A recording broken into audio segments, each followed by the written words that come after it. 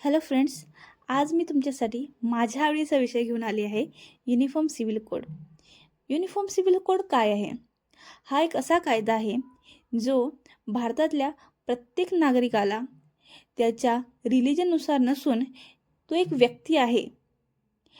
ती व्यक्ती कोण? ती एक स्त्री असेल जिला प्रत्येक धर्मामध्ये कुठल्या ना कुठल्या ट्रेडिशनच्या नावाखाली दबवल्या जातं. मग तिच्याकडची जी मॅरेजचे राईट्स असेल, वारसा हक्काचे राईट्स असणार, तिला कोणाशी लग्न करायचं, तिला डायव्होर्स, ह्या प्रत्येक जे अधिकार आहेत ते स्त्रियांना, भारताची स्त्री म्हणून तिला अधिकार दिले पाहिजे. यासाठी हा युनिफॉर्म सिव्हिल कोड आहे. मग काहीमध्ये मुस्लिमसाठी वेगळे, ख्रिश्चनसाठी वेगळे किंवा हिंदूसाठी नसून हे भारतातल्या प्रत्येक स्त्रीसाठी, तसं तर हा ऑल इंडियनसाठी आहे, पण माझ्या मते तर हे प्रत्येक स्त्रीसाठी आहे.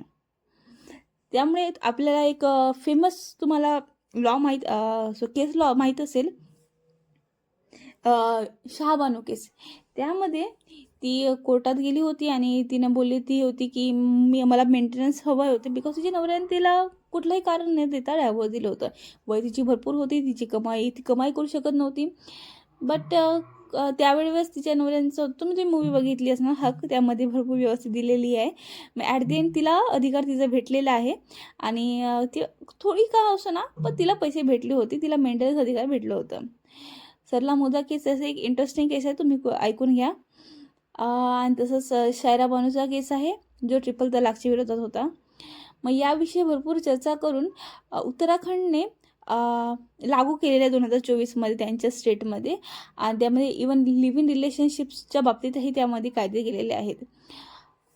तसंच गुजरातनेही ट्राय केले, त्यांनी ही कमिटी बसवलेली आहे.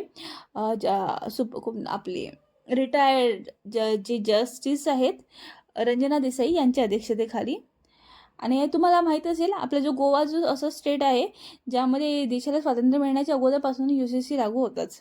त्यामुळे आपल्या नजरेमध्ये UCC बरंच आपल्याला गोव्यामध्ये खूप फ्रीडम दिसतो, लोक इक्वल ट्रीट करतात, इक्वल ऑपॉर्च्युनिटी असतात. त्यामुळे आपल्याला ते इंटरेस्टिंग वाटते, आपल्याला जायला वाटते अरे हां काही अदर कंट्री बरेच आपल्या देशाचे जे फिमेल असतात ना त्यांना वाटते की आपण भारतामध्ये उगाच जन्म घेतलो आहे, काय हे ट्रेडिशनच्या नावाखाली आपल्यावर बंधनं घालतात, आपण बाहेर देशात राहिलं पाहिजे असं.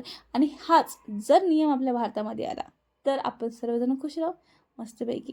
ठीक आहे, मला तर बेटर वाटतो. तुम्हाला काय वाटते? हे इंटरेस्टिंग आहे, तुम्ही थोडी वाचून घ्या. ही जी मी बनवलेली आहे PPT, मला तेवढं चांगलं बोलता येत नाही बिकॉज हा माझा फर्स्ट व्हिडिओ आहे. थँक्यू.